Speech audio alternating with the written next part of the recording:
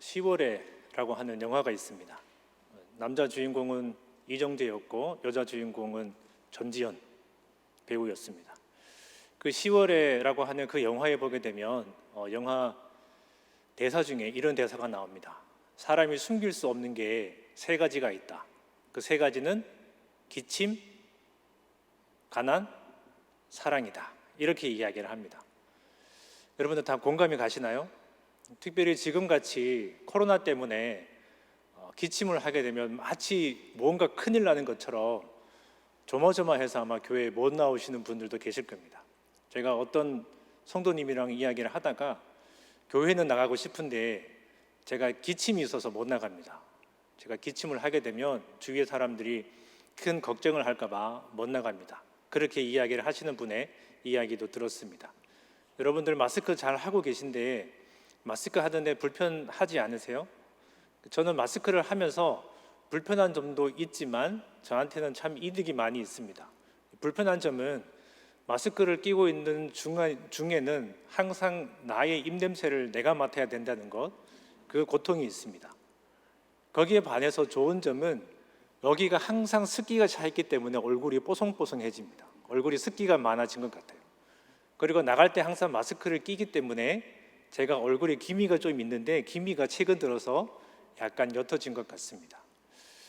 기침도 그렇고 가난도 부자일 때 그리고 재산이 많을 때는 좋은 옷도 입고 좋은 차도 타고 다니다가 그 사람이 가난해지면 그 모든 것들을 다 잃어버리고 또 남루한 옷차림을 하게 되면 주위 사람들은 정말 눈치 빠르게 그것들을 다 알아채지요.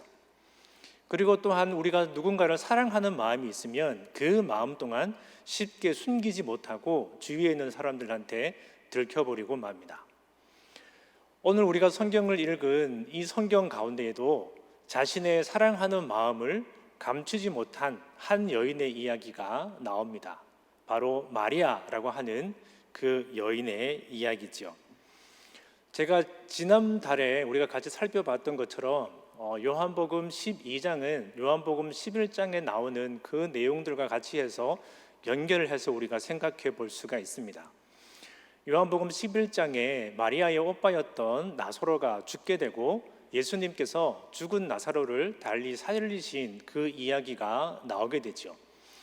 그리고 대제사장들과 바리새인들이 예수님을 죽이고자 하는 그 모의가 있는 걸 예수님은 아시고 잠시 그것을 떠나서 에브라임이라는 동네로 가게 됩니다. 그리고 에브라임에서 다시 6월절 엿새 전에 다시 이 베다니라고 하는 동네로 오게 되죠. 자, 우리가 오늘 같이 살펴볼 요한복음 12장 1절에서 8절까지의 말씀은 병행되는 성경 본문이 또 같이 있습니다. 마태복음 26장에 나오는 말씀, 그리고 마가복음 14장에 나오는 말씀입니다.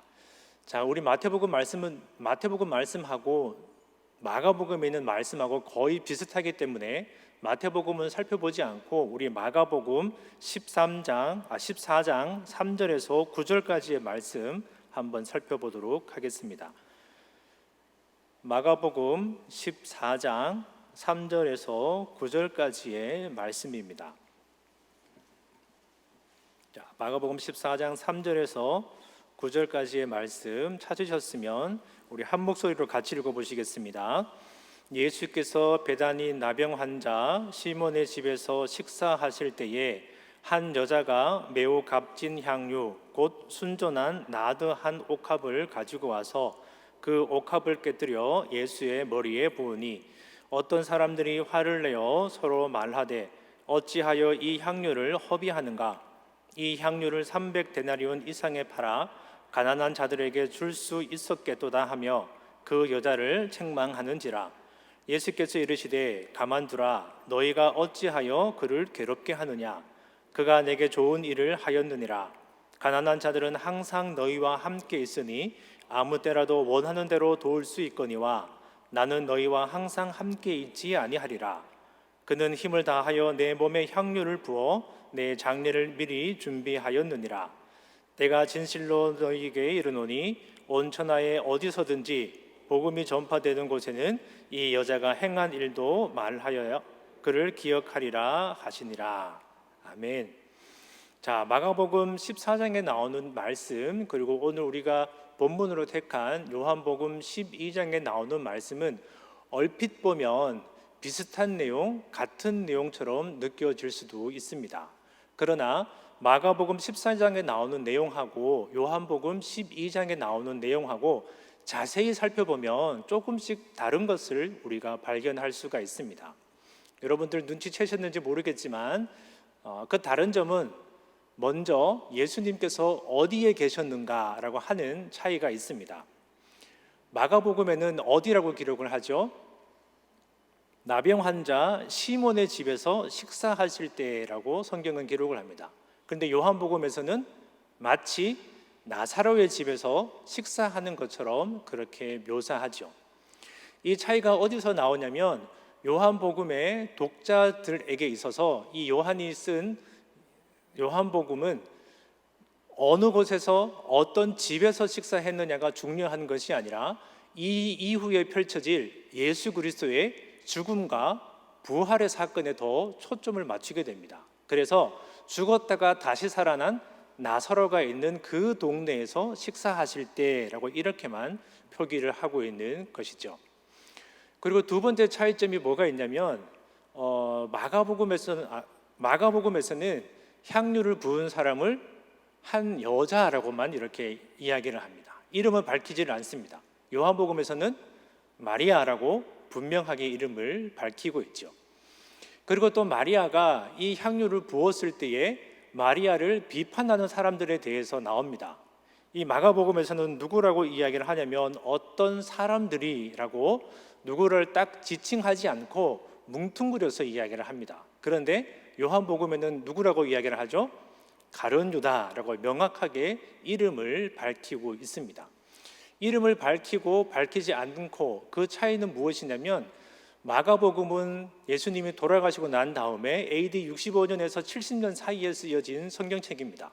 그리고 요한복음은 AD 90년에서 100년쯤에 작성된 성경책이기 때문에 마가복음이 기록될 때 그 사람들이 아직도 살아있을 확률이 있는 것이죠.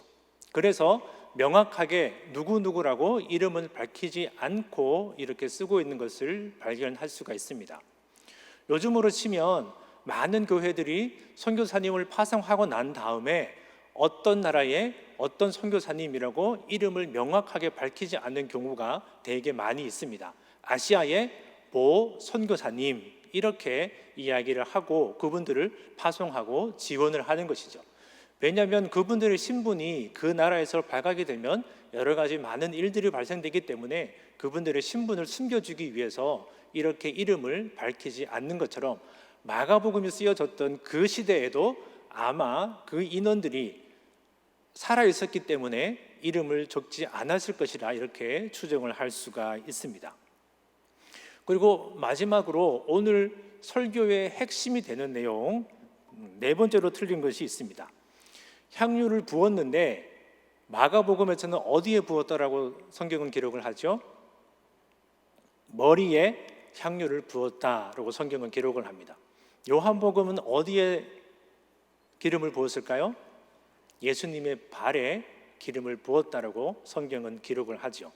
머리에 부은 게 맞을까요? 아니면 발에 부은 게 맞을까요? 성경이 잘못된 것일까요? 같은 사건을 놓고 한 사람은 머리에 향유를 부었다, 또 다른 한 사람은 발에 향유를 부었다 이렇게 설명하고 있습니다. 이 설명의 차이는 우리가 이제 어디에서 살펴볼 수 있냐면 식사하시는 그 모습에서 살펴볼 수가 있습니다. 자, 마가복음에서는 이렇게 기록을 하지요. 마가복음 14장 3절에 예수께서 베다니 나병 환자 시몬의 집에서 식사하실 때에라고 적힌 곳에 보게 되면 숫자가 적혀 있죠.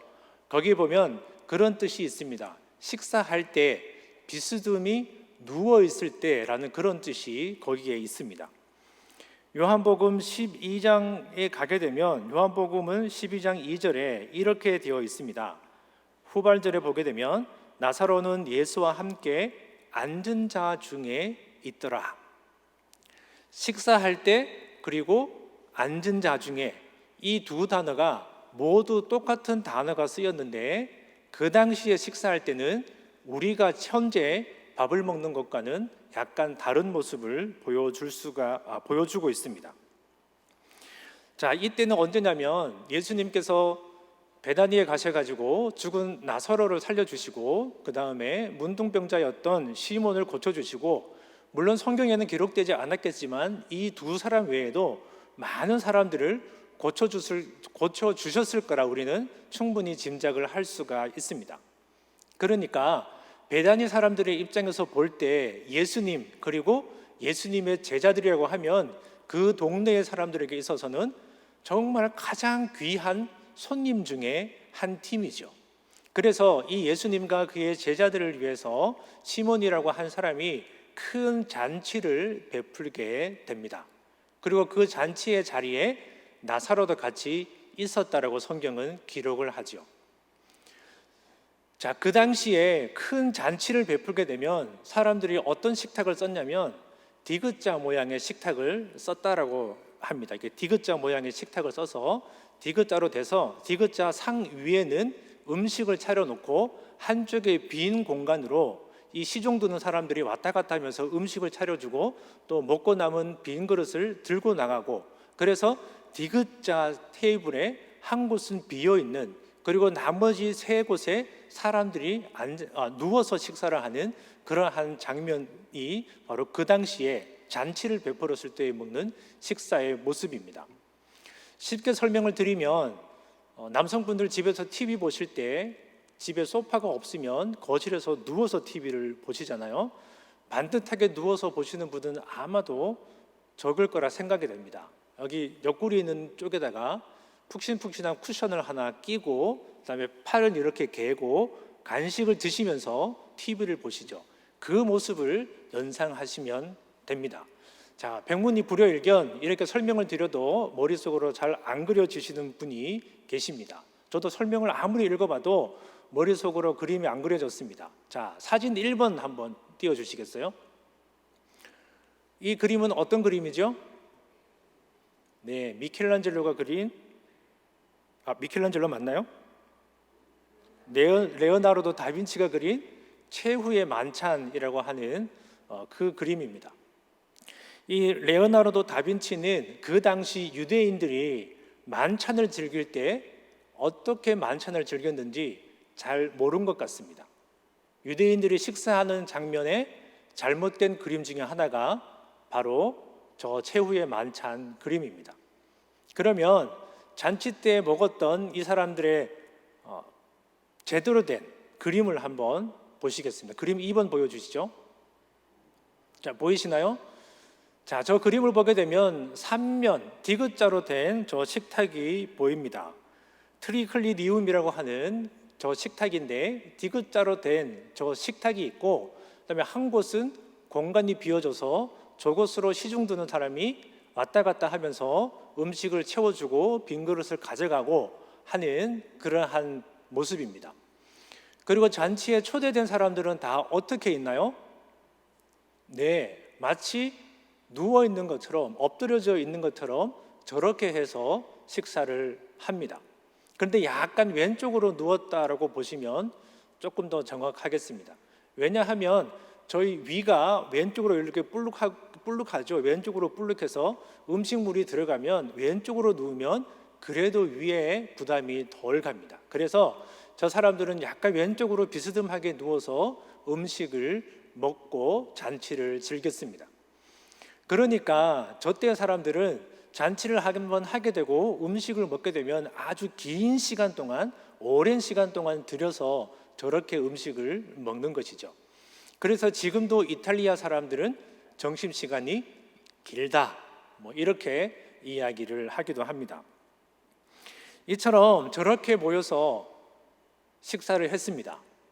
그런데 지금 보시는 것처럼 예수님도 당연히 시몬의 집에서 저렇게 마련된 저 식탁에서 누워서 식사를 하셨죠. 그런 예수님께 마리아라고 하는 여인이 저 만찬 자리로 들어가게 됩니다. 그리고 얼마의 향유를 부었다라고 성경을 기록을 하나요? 한 나드를 부었다라고 성경은 기록을 하죠. 한 나드면 우리가 생각하는 단위로 환산하면 약 한 360ml가 됩니다. 360ml 여러분 머릿속에 그려지시나요? 제가 360ml짜리 병을 하나 찾아왔습니다. 자, 이거는 커피 PPL은 아니고요. 딱 360ml짜리 커피 병입니다. 그러니까 한번 생각을 해보시기 바랍니다. 결코 적지 않은 양이죠. 어마어마한 양을 예수님의 머리에 부었다라고 성경은 기록을 합니다. 그래서 이렇게 사실은 누워있는 예수님의 식사하시고 있는 그 자리, 혹은 어떤 학자들은 식사하기 전 아니면 식사하고 난 이후라고 이렇게 이야기를 합니다. 그때에 마리아가 들어가서 예수님의 머리에서부터 어디까지, 발끝까지 이 한 병을 전부 다 사용해서 예수님의 몸에 부었다라고 볼 수가 있는 겁니다. 그러니까 머리에만 이 한 병을 전부 다 부은 거냐, 아니면 발에만 이 한 병을 전부 다 부은 거냐, 그것이 아니고 머리에서부터 발끝까지 이 360ml를 이용해서 다 부어드렸다라고 볼 수가 있는 것이죠. 그래서 마가복음 14장 8절에 보게 되면 성경은 이렇게 기록을 합니다. 그는 힘을 다하여 내 몸에 향유를 부어라고 성경은 기록을 하죠. 예수님께서 마리아가 단지 머리에만 부었다, 혹은 발에만 부었다, 그것이 아니라 머리에서부터 발끝까지 이 향유를 온전하게 부어서 예수님의 장례를 준비했다라고 이렇게 말씀하고 있는 겁니다. 그래서 우리가 흔히 예수님의 발을 닦았다라고 이렇게 이야기를 할 때 많은 사람들이 현대 지금의 우리의 식탁 문화를 생각을 하고 예수님께서 식탁에 앉아서 식사를 하시고 있는 가운데에 구부려 낮춰가지고 예수님의 발을 닦았다 이렇게 생각하시는 분들이 많은데, 그런 모습은 아니었다라고 우리가 알 수가 있습니다. 자, 여기서 우리가 하나 주목해야 될 것은 마리아가 가지고 있던 그 향유 옥합을 깨뜨렸다라고 하는 그 사실이죠. 옥합은 무엇으로 만들었냐면, 옥합은 대리석으로 만들었습니다. 지금처럼 기술이 발달돼서 이렇게 플라스틱으로도 그다음에 쇠로도 충분히 우리가 무언가를 담을 수 있는 그런 병들을 만들 수 있지만, 그 당시에는 이런 기술이 없었습니다. 그런데 우리가 여기서 성경 말씀에서 보게 되면 이 마리아가 부었던 그 향유가 약 얼마나 된다고 이야기를 하나요? 300데나리온이라고 이야기를 합니다. 어떤 성경에서는 300데나리온, 어떤 성경에서는 300데나리온 이상의 이것을 팔아서 쓸 수 있다라고 성경을 기록한 걸로 보아 최소 300데나리온 이상은 된다라고 볼 수가 있습니다. 1데나리온은 노동자 한 명의 하루 품삯입니다. 그러니까 300데나리온이라고 이야기를 하면 노동자 한 사람의 300일의 품값에 해당한다고 볼 수가 있죠. 만약에 지금 내 몸값이 10만 원이라면, 하루 품값이 10만 원이라면 약 한 3천만 원 정도 되는 그러한 금액일 것입니다. 그러니까 엄청나게 비싼 것이죠. 여러분 한번 생각을 해보세요. 요만한 거 한 병이 3천만 원 한다. 그러면 결코 싼 가격이라고는 이야기를 할 수가 없습니다. 그리고 이 나드는 휘발성이 아주 강합니다. 그래서 약간의 틈만 있으면 이것들을 다 날아가 버리고 말죠. 그리고 또 하나, 이 나드는 인도라고 하는 그 나라에서 나는 향유입니다. 그렇기 때문에 인도에서 팔레스타인까지 이것을 운반하려면 아주 긴 시간이 필요하죠.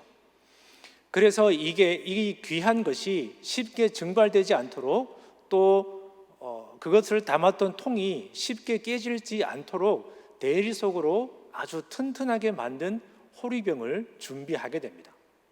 그리고 이 향유를 담은 다음에 그 입구는 밀봉을 하게 되죠. 석고로 밀봉을 해서 공기가 통하지 않게 아주 단단하게 밀봉을 하게 됩니다.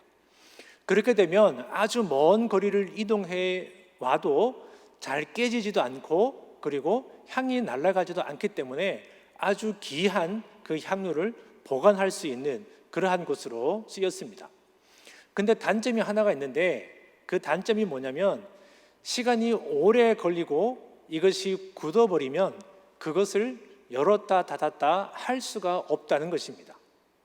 저희는 이 뚜껑이 있어서 뚜껑을 열었다 닫았다 필요할 때만 열어서 조금 쓰고 그 다음에 다시 닫아서 보관하고 이렇게 할 수가 있는데 속건은 아예 그냥 완벽하게 굳어버려서 입구를 막고 있어서 이거를 그냥 쓸 수는 없습니다. 그래서 쓰려면 어떻게 써야 되냐? 이 속건 뚜껑을 깨야 되는 것이죠. 그래서 옥합을 깨뜨렸다고 이야기를 할 때 실제로 그 대리석 옥합을 두드러 깨서 예수님께 부은 것이 아니라 그것을 막고 있던 그 속건 뚜껑을 깨었다라고 볼 수가 있습니다. 자, 300데나리온이라는 하는 이 어마어마한 금액의 그 향유를 예수님께 붓게 됩니다. 그런데 우리가 잘 알고 있는 것처럼 이 마리아가 부었던 이 향유는 아마도 그가 결혼할 때 써야 될 결혼 지참금이 아니었을까 그렇게 추측할 수가 있습니다. 그렇기 때문에 자기가 가지고 있던 전 재산을 모두 다 깨뜨려서 예수님 앞에 부어드렸다는 것은 온전한 완벽한 이 마리아의 헌신이다라고 이야기를 할 수가 있습니다.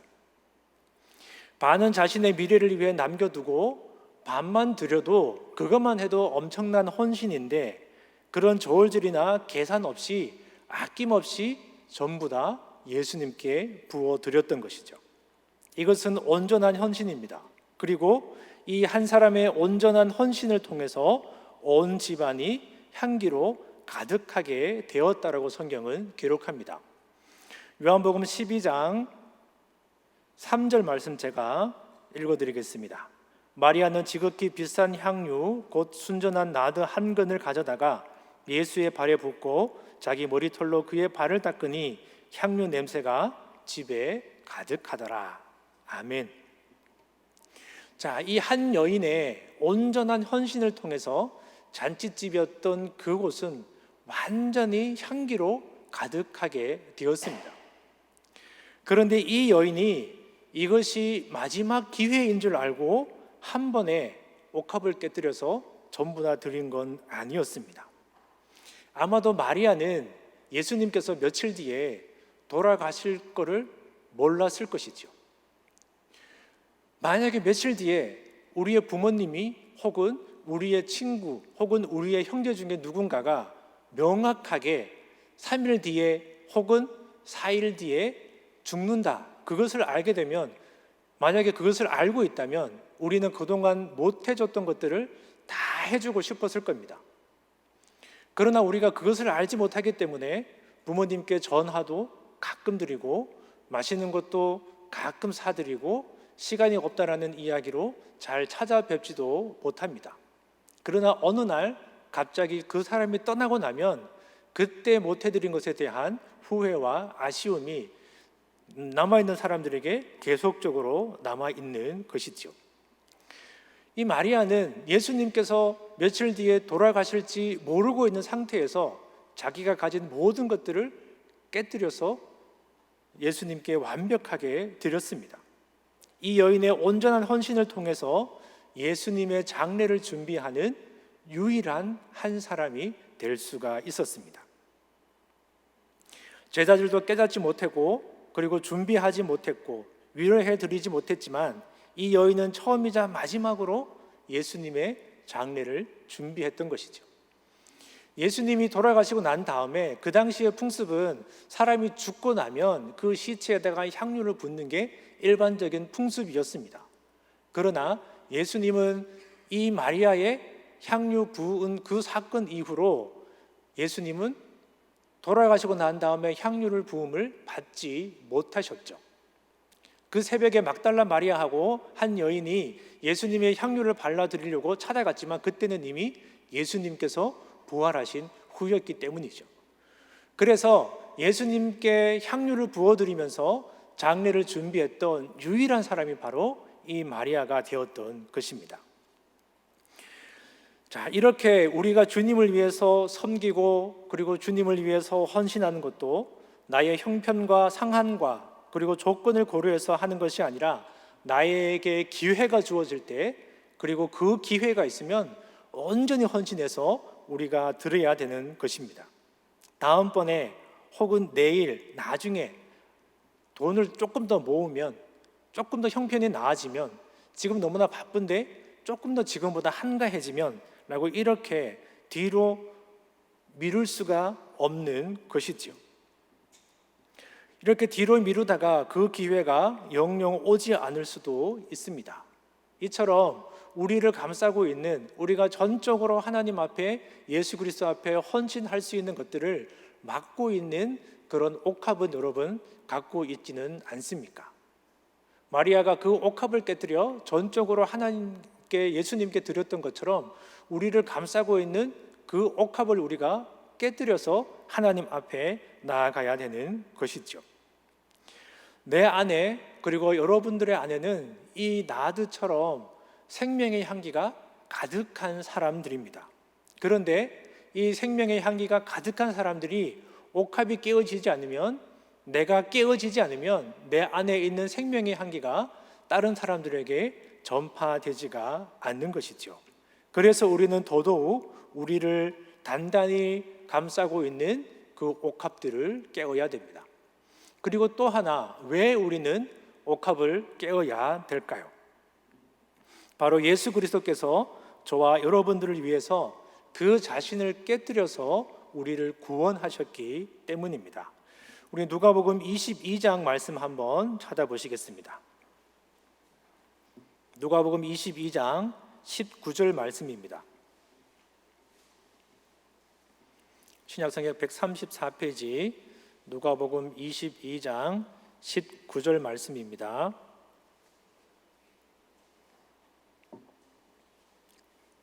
우리 한 목소리로 같이 읽으시겠습니다. 또 떡을 가져 감사 기도하시고 떼어 그들에게 주시며 이르시되 이것은 너희를 위하여 주는 내 몸이라 너희가 이를 행하여 나를 기념하라 하시고. 아멘. 예수님께서 최후의 만찬 그 자리에서 떡을 떼서 제자들에게 주셨습니다. 저희 한글 성경에는 뗐다라고 이렇게 성경은 기록이 되어 있지만 영어 성경에 이 내용을 살펴보면 브로크라고 되어 있습니다. 그러니까 깨뜨렸다라는 그러한 뜻이죠. 유월절에 사용된 빵은 누르기 없이 구운 빵이라서 딱딱한 빵입니다. 그렇기 때문에 예수님께서 그 빵을 가지고 제자들과 함께 만찬을 나누실 때에 그 딱딱한 유월절 빵을 어떻게 해요? 부러뜨려서, 브로크해서 부러뜨려서 제자들에게 나눠 주셨던 것이죠. 그러면서 예수님은 그의 제자들에게 그렇게 말씀하셨습니다. 19절 후반절에 보게 되면 너희가 이를 행하여 나를 기념하라. 무엇을 행하라고요? 예수 그리스도께서 행하셨던 것, 예수 그리스도께서 자기의 몸을 부러뜨려서, 십자가에 자기 몸을 부러뜨려서 우리를 구원하셨던 것처럼 그 사랑을 받은 너희들도 너희들의 몸을 부러뜨려 예수님의 사랑을, 하나님의 사랑을 이웃들에게 전하라. 그렇게 말씀하고 계시는 겁니다. 요한복음 13장 34절 말씀 한번 마지막으로 우리 한번 찾아보시겠습니다. 요한복음 13장 34절 말씀입니다. 요한복음 13장 34절 말씀 찾으셨으면 우리 같이 읽으시겠습니다. 새 계명을 너희에게 주노니 서로 사랑하라. 내가 너희를 사랑한 것 같이 너희도 서로 사랑하라. 아멘. 여기서 뭐라고 이야기를 하시나요?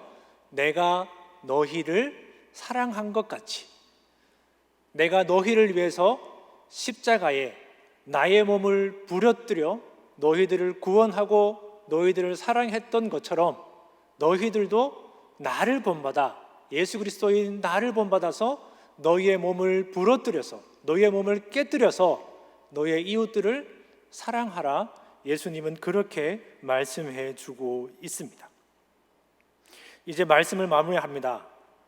마리아의 온전한 헌신을 통해서 마리아가 향유를 깨뜨려서, 옥합을 깨뜨려서 예수님께 드렸을 때에 그 잔칫집이 향기로 가득했던 것처럼 예수님께서 자기의 몸을 십자가에 깨뜨려 드림으로 인해 저를, 여러분을, 그리고 우리 공동체를 구원해 주셨던 것처럼 우리들도 우리의 몸을 깨뜨려서 우리의 이웃들을 사랑할 수 있는 저와 여러분들이 되셨으면 좋겠습니다.